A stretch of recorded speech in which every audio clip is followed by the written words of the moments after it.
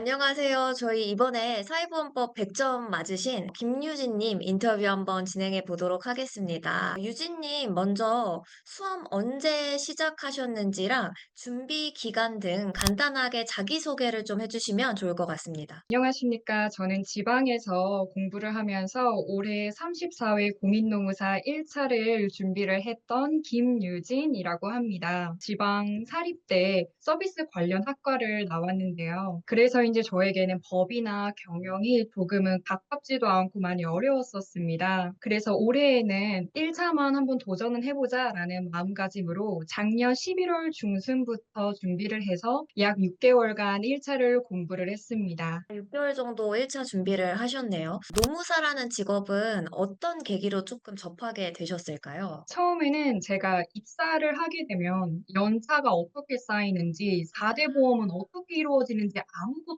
모르는 상태였는데 퇴사를 할 즈음에 내 연차가 어떻게 계산이 되는지 너무 궁금한 거예요. 그래서 인터넷에 연차 계산 쳐보니까 많은 노무사분들이 유튜브에 올려주셨더라고요. 그때 노무사를 알게 되고, 아, 이런 분들은 이런 것들을 정보를 공유를 해주시고 도와주시구나라는 생각을 해서 나도 이쪽으로 가보면 어떨까라는 생각을 했습니다. 정말 현실적으로 와닿는 사실은 준비하시게 된 계기네요. 혹시 수험을 시작하시게 된 계기나 이런 게 좀 있으셨을까요? 전에 다녔던 직장이 퇴사를 하고 나서 적성에 맞지 않는다라는 걸 깨닫고 놀고 있다가 이제 네네. 무언가 새로운 거는 도전해야겠고 무언가 시작을 해야겠는데 어떻게 해야 될까라는 생각만 가지고 있었는데 마침 노무사라는 직업을 알게 되어서 10월쯤에 토익을 보고 점수가 바로 나오자마자 노무사 공부를 시작했습니다. 그래서 단순하게 11월부터 시작한 거였습니다. 실행력 있게 굉장히 빠르게 준비를 하셨네요. 사회보험법을 그러면 언제부터 공부를 시작을 하셨을까요? 사회보험법을 올해 2월 24일부터 시작을 해가지고 김소희 노무사님 강의를 듣기 시작했어요. 처음에는 사회보험법을 이제 시작을 하게 됐을 때 모든 공부를 살펴보니까 사회보험법은 휘발성이 너무 강해서 시험 한 달 전, 두 달 전부터 준비하라는 말들이 있더라고요. 저는 강의가 뜨면은 그때부터 공부를 시작해야겠다라는 생각을 해가지고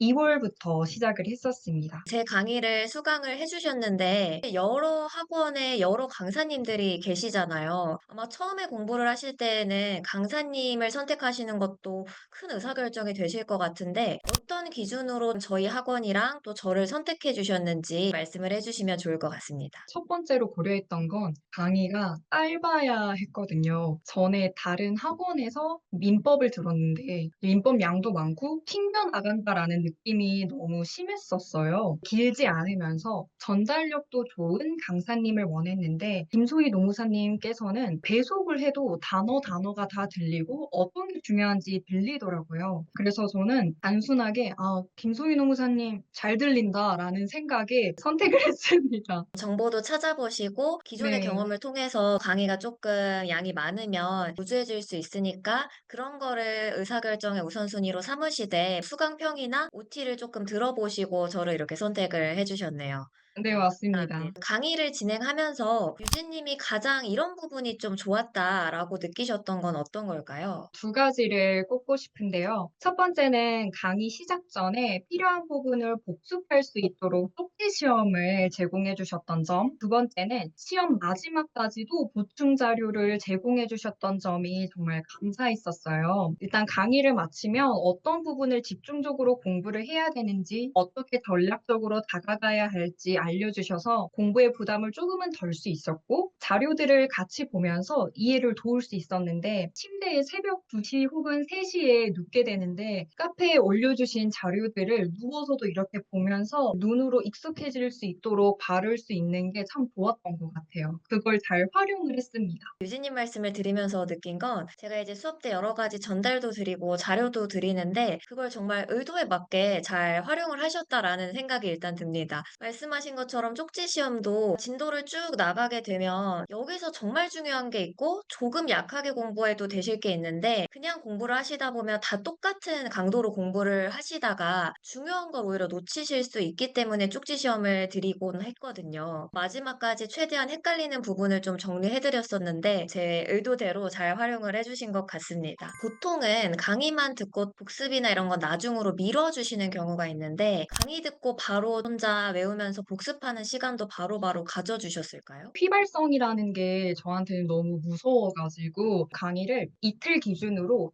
2번 듣고 1번 듣고 이런 식으로 했거든요. 그때 강의를 해주실 때마다 쪽지 시험이나 중요한 부분들을 잘 짚어주시기도 하셨고 그날 바로 돌려보지 않으면 금방금방 까먹는 성격이기 때문에 그날에 해주셨던 말씀들이나 배웠던 내용들을 A4 용지에 그대로 적으면서 다시 외우곤 했었습니다. 제가 1차 백지복습이나 쪽지 시험을 간단하게 권해드리긴 하는데 굉장히 잘 활용해 주신 것 같네요. 시험을 앞두고 공부하실 때 가장 기억에 남았던 뭐 수험 생활이나 공부 방법 아니면 제가 드렸던 말씀 뭐 이런 게 있을까요? 가장 기억에 남았던 건 반드시 여기에 100% 틀리거나 100% 맞는 답이 있다고 말씀을 해주셨거든요. 이 말씀이 정말 가장 도움이 많이 됐어요. 보통 사람들이 문제를 풀게 되면 애매한 문제와 정말 정확한 문제가 있어도 이게 정답이었으면 하는 마음에 이 애매한 거를 계속 가지고 있게 되거든요. 노무사님의 말씀을 딱 듣고 이게 정확한 거니까 이걸 선택을 하고 다음에 검토를 하더라도 그렇게 보자라는 생각으로 하면서 김소희 노무사님의 말씀을 많이 들었었습니다. 제가 수업 때 사보든 민법이든 좀 문제를 풀다 보면 헷갈리는 것들이 생기시기 마련인데 출제위원들이 분명히 문제를 낼 때에는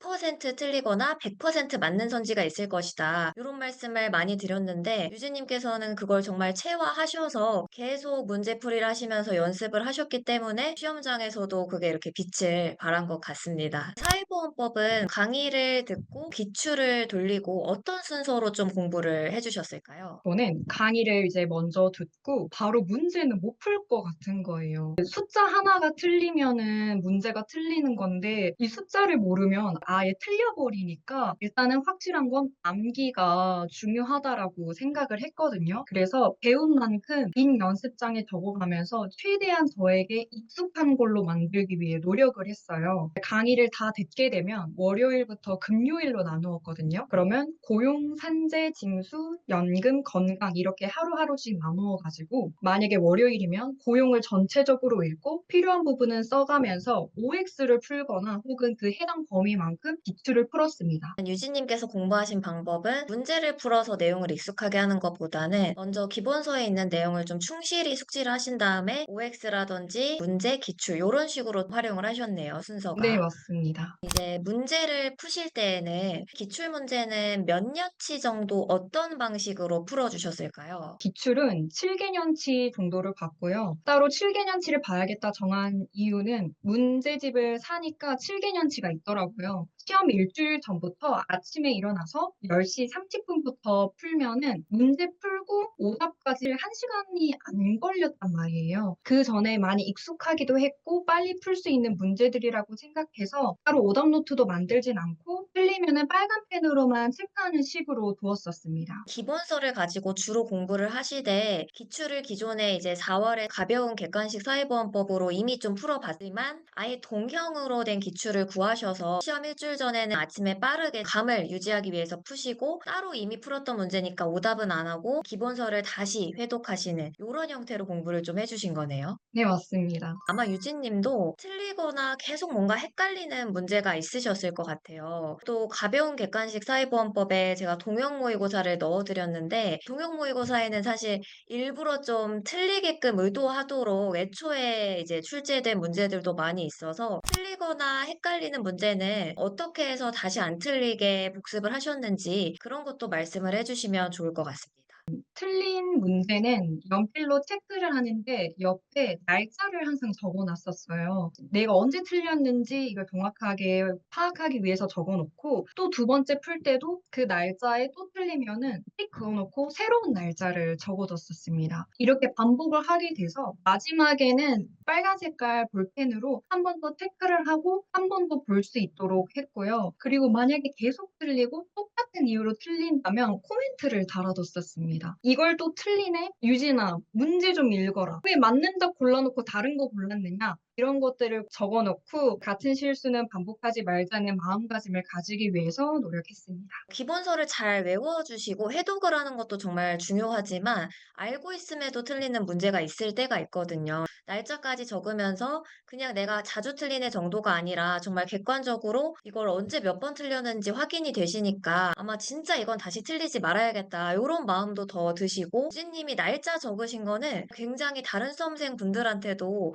도움이 되는 좀 팁이 될 것 같습니다. 모의고사를 아마 전체 회차를 가지고 아예 시험 보듯이 아침부터 이제 오후까지 쭉 풀어보는 연습도 해주셨을까요? 총 두 번 정도 해 봤었는데요. 혼자 풀게 되면 다 풀었다고 검토도 안 해 보고 바로 채점을 하게 되잖아요. 그런데 이제 실제 시험장에서는 그래도 풀고 조금 시간이 남았을 때 검토하는 습관도 들여보기 위해서 실전에서도 실수를 줄이고 이제 마킹은 언제 할지도 고려를 해 보기 위해서 그렇게 시간을 재서 해 봤습니다. 따로 이제 그 학원에 오셔서 푼 거는 아니지만 실제 네. 시험처럼 동일한 시간을 두고 다 풀었다고 해서 바로 답을 채점하는 게 아니라 마킹이 얼마 정도 소요될 거니까 남은 시간 동안 내가 검토를 좀 해보는 요런 연습을 정말 실전처럼 잘 해주신 거네요. 네. 그럼 모의고사는 동형은 총 전체 과목 한 두 번 정도 풀어보셨다라고 보면 될 것 같습니다. 법이나 경영이랑은 전공이 좀 거리가 있다라고 하셨는데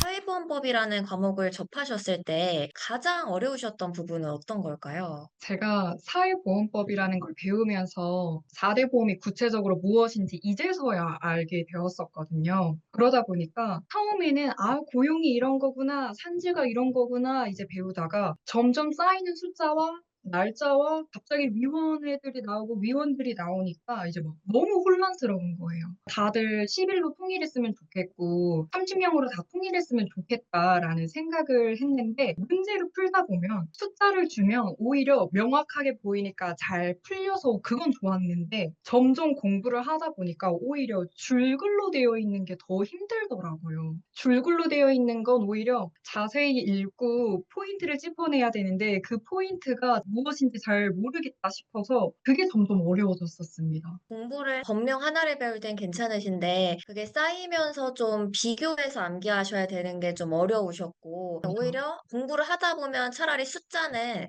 정확하게 맞추면 이제 암기하면 맞추니까 쉬운데 오히려 줄글, 긴 선지를 좀 읽고 해석하는 게 어려우셨다. 요렇게 조금 말씀을 해주신 것 같아요. 시험 한 달 전에는 주로 어떤 교재를 많이 보셨을까요?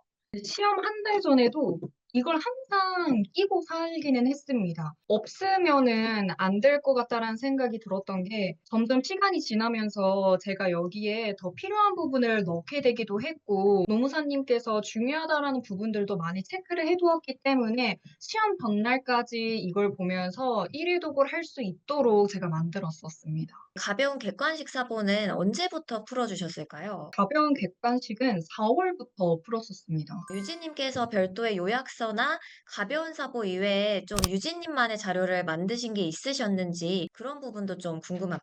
정리 노트 같은 걸 만드는 걸 참 좋아하기는 하는데 이 가벼운 사회보험법 책 자체가 정말 얇기도 하고 종이가 참 두꺼워요. 그래서 내가 원하는 거를 잘 적을 수도 있고 나만의 노트로 또 만들 수 있어서 전 좋더라고요. 이런 식으로 산재보험법이 다 나와 있는데 저는 필요한 거는 포스트잇으로 이렇게 정리를 했거든요. 그래서 따로 정리 노트 만들 필요 없이 여백을 잘 활용하면은 자신만의 좋은 정리 노트를 만들 수 있을 거라고 생각합니다. 절대평가기 때문에 점수를 맞추기 위해서 목표 점수를 아마 좀 세워주셨을 것 같은데 원래 사회보험법 목표 점수는 몇 점으로 좀 세워주셨을까요? 정말 딱 65점, 70점만 생각을 하고 있었습니다. 공부하신 분들 후기를 보면 사회보험 때문에 이제 과락이 된 분들도 많고 오히려 사회보험법 하나 때문에 떨어질지 안 떨어질지 걱정들을 정말 많이 하시기도 하고 숫자가 많다, 헷갈리는 게 많다 하니까 겁을 좀 많이 먹었던 공부를 할 때도 이거 하나 안 외워가지고 나 과락 뜨면 어떡하지? 이거 안 외워가지고 나 틀리면 어떡하지? 라는 생각을 해서 계속 외우고 했던 것 같아요. 네. 사회보험법은 그냥 딱 그 기준 점수에만 맞추고 심하면 꽈락만 나지 않도록 해야겠다. 요렇게 좀 포지셔닝을 하셨는데 올해 시험에서 이렇게 좋은 어, 결과를 네, 받으신 거군요. 사회보험법에서 나오는 용어는 거의 아마 처음 들어보실 거예요. 이해하기 어려운 용어나 아까 말씀하셨던 여러 가지 위원회, 이런 복잡한 제도는 좀 어떻게 암기를 해주셨을까요? 뭔가 유진님만의 좀 팁 이런 게 있을까요? 1차는 소수령이 아니라 객관식이라는 거를 항상 머리에 담아두고 있었어요. 외우는 것도 중요하긴 하지만 약간의 뉘앙스나 포인트를 캐치하면은 풀 수 있다라고 생각을 했거든요. 그래서 하나하나 외우는 게 아니라 산재에 보면은 치유, 장애, 중증 요양 상태를 보면 처음에는 이게 이 말이고 이게 저 말 같지만 치유는 뭔가 치유된 것 같고 장애는 네. 뭔가 중증보다는 덜 심한 것 같은 그런 느낌이 있지 않습니까? 여러 번 회독을 하다 보니까 이 느껴지는 게 있더라고요. 다른 분들에게는 도움이 안 될 수도 있지만 여러 번 회독을 하다 보면은 그 뉘앙스를 캐치를 할 수 있다라고 생각을 합니다. 용어의 정의 자체로 물어보는 문제는 적지만 용어를 정확하게 이해하셔야 그 다음에 나오는 것들을 잘 이해하실 수 있고 결국은 말씀하신 뉘앙스 차이가 맞거든요. 그리고 단어만 읽었을 때도 저희가 조기 재취업 수당 같이 빨리 재취업하면 주는구나 이런 뉘앙스를 잘 살리시면 정말 달달 외우는 것보다 오히려 이해하면서 외우는 게 되기 때문에 그런 방법도 굉장히 잘 찾아주신 것 같습니다. 일주일 전에는 어떻게 공부를 좀 해주셨을까요? 일주일 전에는 문제집도 다 안 풀었었고 완벽하게 외우기 위해 그냥 생 백지에다가 기본서를 계속 적었었습니다. 적으면서 안 외워지는 부분은 한 번 더 살펴보고 헷갈리거나 틀린 부분들은 초록 색깔 색연필로 그으면서 한 번 더 눈에 보일 수 있게 했습니다. 그럼 시험 하루 전에는 어떻게 좀 그 가벼운 사보를 회독을 돌려주셨을까요? 하루 전에는 전체적으로 보되 초록색 색연필이나 아니면 제가 가장 틀리는 부분은 자두 색깔 형광펜으로 칠했었는데 그거 위주로 보면서 중요하다라고 말씀해 주신 부분들을 다시 한번 외우고 봤었습니다. 시험 전날 다른 과목도 1회독을 하려면 가벼운 사보가 200페이지 내외라고 하더라도 그걸 다 보시기가 힘드니 중요한 거를 보고 그 다음에 특별히 내가 더 틀리거나 헷갈리는 거 이런 거 위주로 좀 보시는 게 정말 효과적인 전략인데 전략적으로 또 잘 마무리도 해주셨던 것 같습니다. 100점이라는 거 자체가 유진님한테도 너무 기쁜 일이고 저도 되게 감사하고 다른 수험생 분들도 이렇게 임팩트 있는 점수이긴 한데 그 시험장 당일에서 사회보험법을 풀 때의 느낌이나 그때 좀 어떤 어려움이나 뭐 이런 것들이 있었는지 공유를 해주시면 좋을 것 같습니다. 작년 사회보험법이 너무 어렵게 나오기도 했다고 하셨고, 이제 노무사님께서 따로 내신 실전 모의고사를 풀면서 진짜 이 정도로 나오면 난 큰일 날 수도 있지 않을까라는 생각 때문에 걱정을 진짜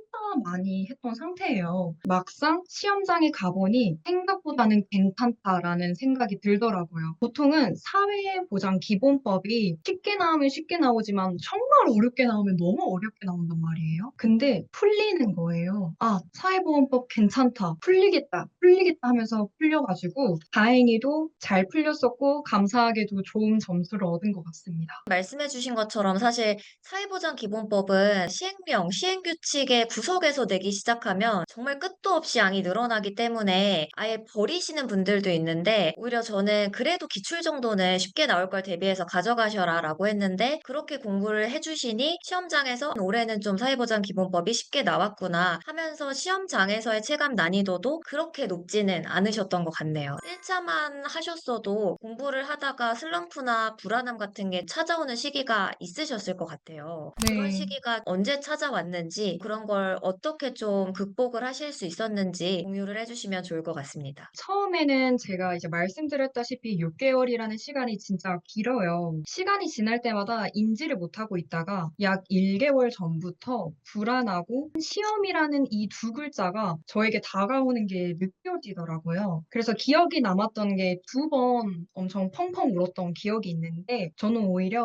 엄마랑 이야기를 하면서 이걸 뱉어냈던 게 가장 효과적이었고 그 슬럼프를 잘 극복할 수 있었던 것 같습니다. 저는 이게 담아두기보다는 감정을 스스로 표현도 할 줄 알고 내가 어떻게 해서 힘든 건지 어떻게 해서 풀 수 있는 건지를 잘 알아야 된다고 생각을 하거든요. 그래서 울면서도 저는 일기를 쓰면서 '아 유진아 괜찮아. 괜찮을 거야.'라는 생각을 하면서 풀었었습니다. 처음에는 공부 시작하시고 일정대로 이제 진행을 하시다가 한 달 앞두고 정말 시험을 본다는 실감이 날 때 불안함이 크게 오셨었고 그때 그런 것들을 그냥 담아두는 게 아니라 내가 왜 불안한지 가족이나 이런 분들한테 공유를 하시면서 또 공부도 놓지 않고 어떤 것들이 왜 틀렸는지 계속 복습해 주시는 요런 방법을 좀 선택해 주신 것 같네요. 네 그러니까 문제나 맞습니다. 불안을 회피하지 말고 직면해서 오히려 돌파하는 그런 게 네. 유진님만의 좀 해결책이셨던 것 같습니다. 앞으로 1차를 준비하게 되실 분들도 유진님과 마찬가지로 중간에 자신감을 좀 잃게 되는 순간이 아마 다들 찾아오실 텐데요. 그때 좀 어떤 말씀을 전달해 주시고 싶으실까요? 정말 좋아하는 노래 가사가 하나 있는데 "해가 뜨기 전 새벽이 가장 어둡다."라는 말이 있습니다. 방탄소년단 투모로우라는 노래에서 나와 있는데 저희가 이렇게 공부를 하면은 '내 명확하지 않은 이 길에서 내가 잘 해낼 수 있을까?'라는 걱정을 하게 되더라고요. 그럴 때는 '내가 이 합격이라는 두 글자를 위해서 지금 잠시 어두울지라도 이거를 이겨낼 수 있지 않을까?'라는 생각을 하게 된다면 조금은 더 도움이 될 것 같습니다. 유진님한테는 "해 뜨기 전이 가장 어둡다. 그렇게 불안하신 시점이 지나면 합격이라는 좋은 결과가 찾아올 거다." 이런 생각을 하시려고 했던 것 같고 좀 잘 극복해 내실 수 있을 것 같습니다. 저희 끝으로 앞으로 이제 사회보험법을 접하게 되고 또 내년 시험장에 들어가시게 될 수험생분들한테 좀 전달해 주시고 싶은 말씀이 있으실까요? 시작이 무서워도 하면 된다고 말씀드리고 싶습니다. 저는 시작도 정말 무서워하고 새로운 것 자체를 아예 도전을 안 하는 사람인데요. 그런데 이번에 공부를 하면서 느꼈던 건 정말 내용 자체가 어려울 수도 있지만 이게 익숙하지 않아서 어려운 경우가 많더라고요. 그러니까 시작을 하게 됐을 때 1회 독을 하게 되면 새로운 게 보이고 몰랐던 뜻을 알게 되니까 '할 수 있다.'라는 생각을 가지고 시작을 하면 된다고 말씀드리고 싶습니다. 유진님 이렇게 사실 어려운 결정이셨을 텐데 줌으로 비대면 인터뷰를 요청을 드렸는데 응해 주셔서 너무 감사하고요. 이렇게 2차도 공부하시면은 꼭 좋은 결과 있으실 거라고 생각하고 또 2차 합격 이후에도 다른 좋은 인연으로 만나 뵐 수 있으면 좋을 것 같습니다. 저희 인터뷰 여기서 마무리하도록 하겠습니다. 고생하셨습니다. 네 감사합니다.